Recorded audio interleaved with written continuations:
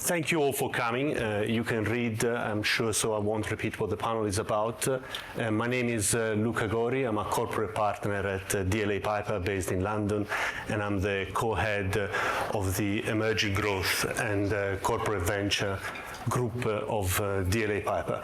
And if I may ask a few brief introductions from my guest panelists, please. Is this working all right? Yeah. Hi, everyone. Good morning. I'm Miran Levinovitz. I head up the corporate ventures team at HSBC. Strategic corporate ventures, investing in startups, kind of that worked with the bank in many different ways that we'll discuss shortly. Great to be here. Hi everyone, good morning. I'm Jasdeep. I am the Managing Director of InMotion Ventures, specifically Venture Studio, the venture builder arm of InMotion Ventures. We have a CVC, and my colleague Mike is here, who's in charge of the CVC, and we're now in the process of really ramping up venture building, Venture Studio arm. So nice to be here. Morning everyone, I'm Gurdeep, one of the founding members of SC Ventures, which is the venture building and investing arm of Standard Chartered Bank. And I've recently taken up a new role also in the bank as the Global Head of Enterprise Innovation. Glad to be here. Look forward to this conversation. Thank you. Hello, everyone. My name is Enrique Gonzalez. I'm from Siemens Energy Ventures. We in Siemens Energy Ventures have the three channels: venture capital, venture building, and venture clienting. Personally, I am heading the venture building channel. We have been working since 2021 when Siemens Energy was spun out from Siemens AG, and we created this new channel for attracting ventures. Very happy for the discussions upcoming. Thank you all. So the first question is for Gurdeep. What is strategically different about venture building compared to a typical corporate venture investment? I think it starts with the why. So SC Ventures, for everyone's benefit, SC Ventures does, as I said, it's a corporate venture building arm of the bank and also an investment arm. So we do both the activities. Predominantly, we are a venture builder. And when somebody says, why do you do venture building? That's the most important question, because most organizations have a fund. They do not have a venture building arm. If the organization is very keen to develop new business models with the intention or aspiration to transform the core business, venture building is one of the routes which most organizations or many organizations are increasingly taking. In fact, if you read a lot of surveys from the likes of McKinsey or BCG, they will talk about how new business building is becoming a very top priority for the CEOs going forward, because one of the concerns for organizations is if they don't transform and change their core business, they will be at risk in the next 5 to 10 years. So it's a more of a long-term vision. Venture building is more of a long-term vision. The second reason for venture building is also the difference, I would say, is also the how. Venture building obviously is a lot harder. I would say is a lot harder than investing, because you have to be involved right from idea to launch, to scale, to capital raise of the venture cycle. So you have to be completely involved from the idea, and frankly, the risks are also a lot higher, because you are taking the risk at the idea stage.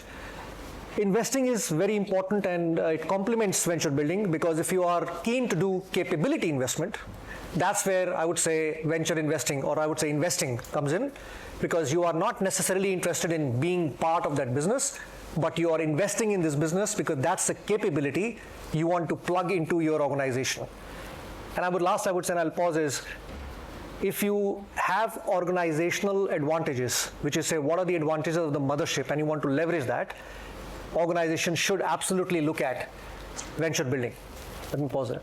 Yeah, I'm going to second that, because I mean, so I should mention, maybe I didn't mention it, InMotion Ventures is Jaguar Land Rover or JLR's venturing arm. And in our industry specifically, our industry is going through a lot of transformation and disruption. And so that we have clear daylight between the investment arm and the venture building arm. And as Gurdeep said, when an industry goes through transformation, we look for new businesses and new business models. And that's where InMotion Ventures Studio comes in, where we are in the process of developing or exploring new business models in areas which are disruptive to the industry, like electrification or sustainability, circularity. Very, notoriously, automotive companies are not known for having a direct-to-consumer business model at all. We build cars, we sell to dealers, and dealers have their relationship with consumers. And more importantly, now automotive companies, OEMs, are trying to develop a direct relationship with the consumer, and the consumer expects this. So the studio, in fact, has a very clear mandate to go out and build and explore new businesses which have direct link to consumers. We're selling directly to consumers. For example, services. We build products and sell products, but now customers, especially in our industry, which is luxury, are expecting services along with their products. So these are clear areas where we can actually go in and help transform the organization. Thank you. Yes. Yes, let's say in Siemens Energy Ventures we use, or in Siemens Energy in general, an approach with venture building and venture capital. Capital is basically something where we're investing in things that are mature, Series A, Series B, so we're trying to attract that kind of technology, so we see the horizon where we are investing, not so far. Venture building, on the other side, is something that we use very much when we are developing something internally. We have worked on that for a couple of years of iterations, and now we see that there's a value on that. What we have developed is it's close to the core, but it's not part of the core. So we use venture building a lot as a tool for making spin-outs from the company and continue the journey with that company, being Siemens part of that company that we created.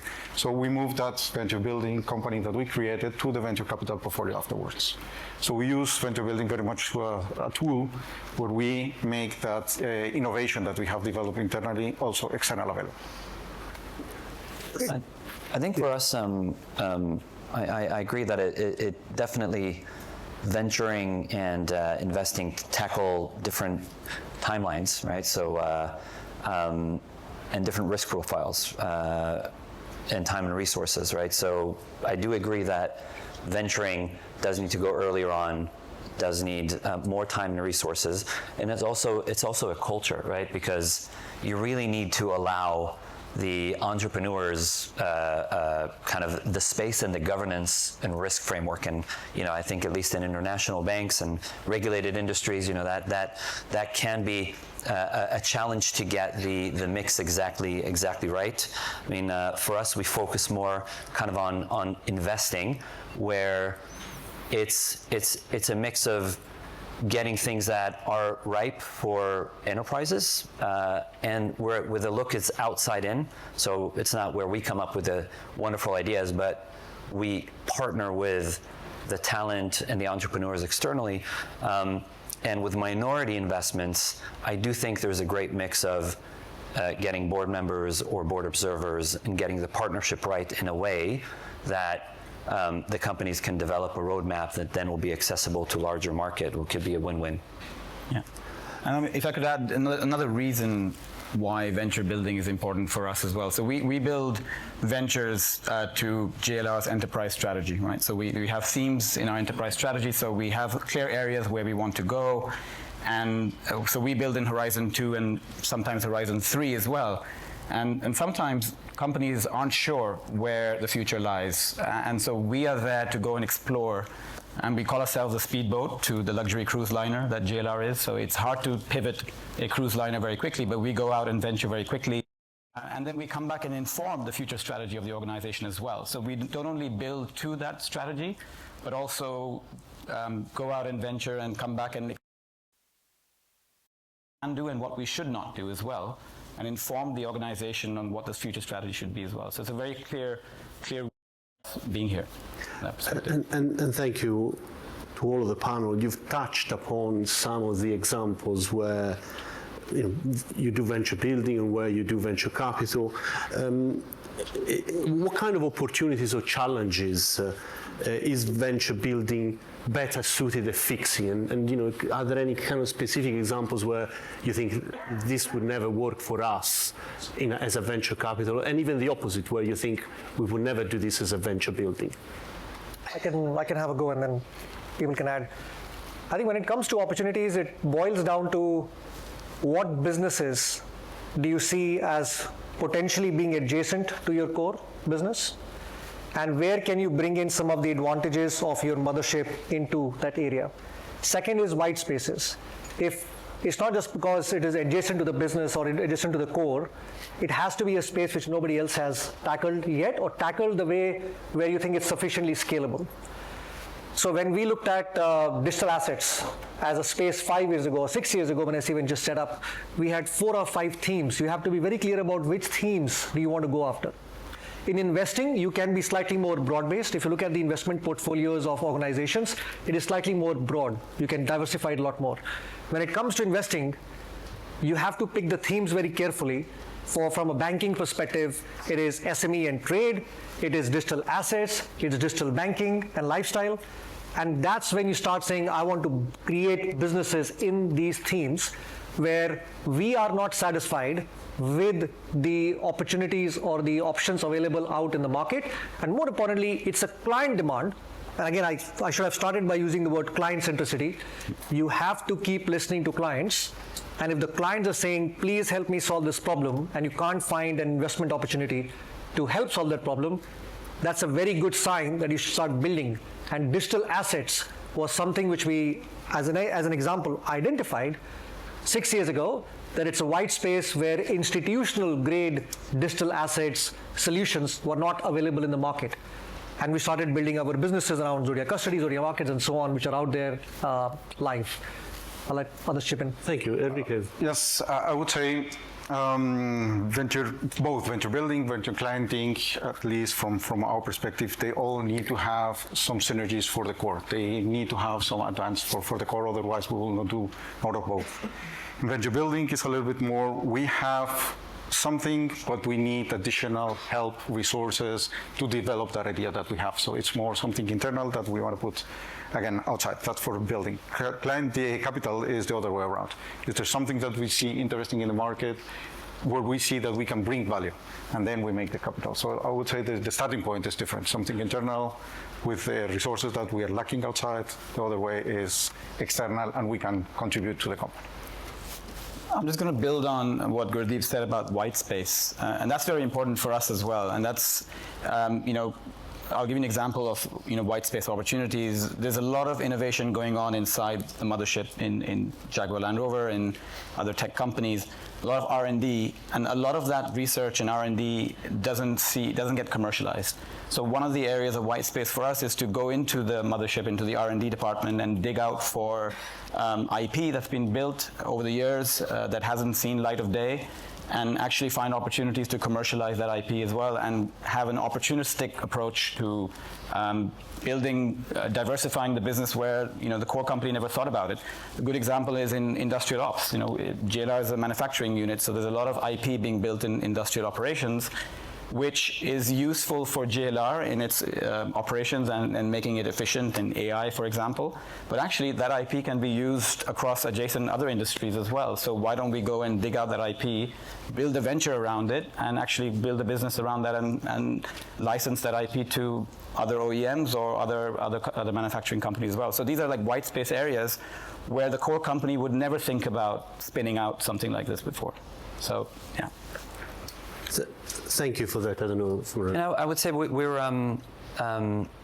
have less of a kind of venture building, venture creation approach. I mean, I think we stay very close to our core competencies, which is we safeguard our clients' money, be able to move it, invest it, and lend, right? So there is a lot of innovation and product development around that, but in terms of actually spinning out and kicking off like independent businesses is something that I feel is kind of a bit outside of the culture, right, and the risk of the organization. This is why I guess kind of our approach is to really partner and invest with companies who can help that kind of do better payments, lending, wealth management, folks that are innovating in that space and find the win-win areas where that would kind of fit our culture as well. Thank you. It seems clear to me that when you do the venture building, there's perhaps except from Jazz, a huge input from the corporate was, I saw that Jazz actually goes out and finds the technology that he can then develop. So how does venture building or venture investing support the corporate, and which one do you think provides more support to the corporate? Do they prefer the venture building or do they prefer the venture capital investment? Maybe I could try that. You could try to go for it. I don't think one is better than the other. I think both have their places. The way we see it is that we have a strategy and then various tools to support that strategy and to execute that strategy. And one of the tools is the CVC, which has its clear thesis to go and find. And for example, deep tech. Venture building, we will never do venturing around deep tech because that's not our competency. We go and build business models. But if we do have, for example, the automotive value chain, and there is some technology that is going to radicalize or transform the way we build cars or products, then we have a CVC arm to go in and strategically invest in that and partner with that startup. On the other hand, if we need to diversify into new businesses because EVs are coming, electrification, and it changes the way consumers travel, then that's an area where we can go in and find opportunities to build services or products for our customers where they never needed it before at all. So I think both have their place. It's always an interesting decision about making versus investing versus partnering versus buying. And so, we are in the process of building that framework as well. So whenever we have a challenge as big as electrification or circularity or sustainability, we do have the challenge of figuring out within that value chain of electrification or sustainability or circularity, where do we need to go and invest? Where do we need to think we can make a startup and grow that venture and build a new business out of it? Or where do we need to build strategic partnerships? So there's always that constant make versus buy versus invest question. And we haven't perfected it, of course, and no corporate has. But we are on our way to do that. So, yeah, I wouldn't say one is better than the other. I'll build on Justice's point. I think the fundamental point is both are very important activities for any corporate and both complement each other in a very significant way. So this is not about this is better than the other. It's all about the why, which is why do you want to do this and that. Investing complements the venture building activity quite a lot because by investing, you get smarter about, you really understand how the external landscape works. Investing provides you insight into the pains of a startup. Investing provides you insight into the pains of venture building. It provides you insights into the pain of also integrating a fintech into a regulated business. And that is what helps you build your own business because you know what a regulated entity looks like. And that is where your core advantage lies. And finally, when it comes to fundraising, I think investing also gives you insight into that. So there are lots of, and which is why consciously SC Venture decided to have all the activities under one umbrella. To your main question about how does it support the mothership, it supports the mothership in multiple ways. My colleague mentioned multiple times culture, right? Culture is very important. The culture of innovation in any organization, if you want to have, frankly, give a very big boost to the culture of innovation, you also mentioned entrepreneurial culture. If you are very keen to develop a culture of innovation and we call intrapreneurship, then venture building is a very important vehicle. Otherwise, frankly, you will have a lot of people who are launching startups and fintechs, leaving the mothership and starting their own very successful startups and fintechs. You have to provide that platform to your people and have a culture of entrepreneurship, which leads into venture building. That's why I'll start with the culture point. Second, as I mentioned, supporting and shaping the strategy of the mothership is what venture building does in a very significant manner. When the organization was not thinking about, or at least was starting to think about digital assets, it's kind of smart move to have a separate entity to experiment in that space. I would use the word experiment in the space of digital assets because you don't know how this will shape. And it kind of protects the mothership from doing something, but you can have a separate vehicle to do that and experiment. And if it fails, at least you have carved it out already. So that's the second, how does it help the mothership? And the third is I would call the clients and the partners is very important. The clients have a very different view of the organization when you have these activities under an umbrella. They perceive you differently, that they can come to you with a problem. Otherwise, you become, I have a product, do you want it? But if the client comes and says, actually, I have a very different problem, and I think you have venture building activity. Would you like to co-create a solution with us? So we are very big on co-creation and co-partnering and co-investing with other corporates. And venture building has dramatically opened up our ecosystem, for lack of a better word. And we have friends and partners in this room right now. And I think Vuyo is sitting there. So he's one of our partners, where we actually are co-investing and co-building ventures together. Thank you. And I can only second the topic about culture. We have been creating a couple of spin-outs, and when the organization sees and the other employees sees these founders that were previously employees and the journey that they are taking, that creates a lot of momentum and passion about creating new ideas. So each time that we announce that we have made a spin-out, you see like a movement in the organization to bring new ideas. So I can only second that creates a very innovative movement. Venture building, incorporate again for venture capital, I would say venture building has the opportunity of designing what you want from the beginning. Venture capital, usually you invest what is there, is what you want to have. Venture building, you have the opportunity, at least at the beginning, to design what you are looking for. But it complements also very well. We start sometimes with venture building, and while the process, we see that's already a startup making almost what we want to design. So we immediately change to venture capital then. I have a slightly different view to the guy Gurdeep, the guys here, about the culture bit.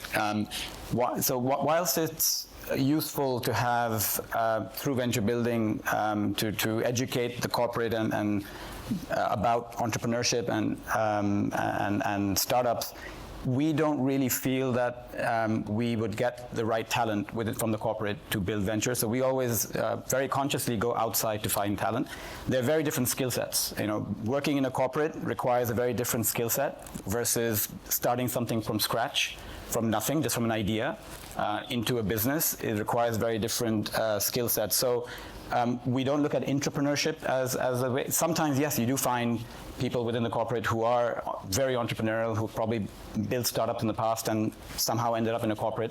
But we do consciously go outside to find talent who specifically have built startups before, and they understand the entire process of going through, the painful process of going through and building a startup. The other thing, the synergies which you asked about between CVC and Venture Builder, actually there is a couple of good synergies as well. When we go out to look for talent, we have a CVC arm who have been engaging with startups where there's a lot of talent. So there's a talent pool out there, and we have a platform team in the CVC that specifically goes out and looks for talent. So that's a great sort of synergy to have, a ready source of entrepreneurs coming from their network. And also, they have a network of other VCs. So once a venture that is ready to accept investment from VCs from the outside, we can tap into that network as well. So that's a nice little synergy we got going between the CVC and the venture building arm. Yeah, I think when you kind of think about the alternatives, and I think obviously there's room for all of them. When we think about build, buy, partner, right? So we would want to build. When we talk about build, it's not an external business or an external company, but we want internal build of platforms, right? Which are tied to the core of what we have to be the best at as a bank, right? So that we will build, right? Partnering, I say, would be the next step, which is it's around the adjacent to the core, where we're willing to take some risk in partnership and gain efficiencies like working with others. You get better time to market, potentially better costs, and this is also where we tend to invest in the companies that we partner with. And then obviously there's the buy element where you can just buy the technology kind of and bring it in-house. I think where I might have we might have a contrarian view is that around like the spinning out of businesses. I mean, the management needs to kind of focus at like where are our dollars going to be best spent, right? And I guess we feel that we have that across our existing business, because it does require an immense amount of time, money, and management attention. It's a big risk with a big reward at the end, right? And I think for us that's kind of where we don't venture build as often. Thanks for that, Moran. And it kind of introduces the next question I wanted to ask you. Is in a world of limited resources, and most corporate ventures arms know what they have allocated every year for the CVC efforts, what should be the mix between venture building and CVC from a corporate point of view? I don't know if there's a magic ratio that you have in mind or something. I guess I would say everybody, hopefully on the stage, will say there is no magic ratio very clearly. To repeat myself, I'll keep coming back to the why, which is if the why of the organization is clearer, that we would like to do investing only, and purpose of the why is to have an option into a set of capabilities which the mothership or organization is using, then the investing route is already there for most organizations and most people in this room. Venture building, my gut feel is fewer organizations have tried today, and increasingly more organizations are going to try, for sure. And I think when I joined this forum, GCV, 4 years ago, when I came to moved to the UK, I know I spoke to the organizers here, and I spoke to my colleagues, also friends here, and I said, we don't talk about venture building that often. And in the last 3 to 4 years, I already see the venture building as a topic is quite prominent as a discussion agenda, which means organizations are beginning to explore it.